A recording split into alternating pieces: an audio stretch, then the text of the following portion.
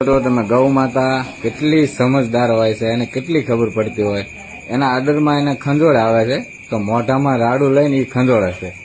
જો પૂરા તો લાવ હું એને જરાક ખંજોળી દઉં. સ્વાતિ ખંજોળ આવે છે બેન?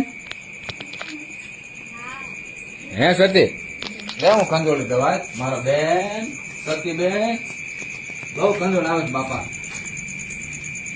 આ જો અમારે સ્વાતિ મૈયા છે. તમે હેઠે બેસી જાઓ કે ગમે એમ ખંજોળો, એક પગ ઊંચો નહીં કરવાનો. આ ગૌ માતા જેટલી એટલું બીજું પ્રાણી કદાચ હોય તો મને ખબર નથી, પણ મને જે અનુભવ છે એટલા ટાઈમનો, અને આ જે પ્રેમ કરે ને એવો એક કે પ્રેમ ન કરે તમને, એવું મને અનુભવ છે. પછી કોઈ પ્રાણી હોય તો ખબર નથી મને. આ જો અમારી સ્વાતિ બેન છે.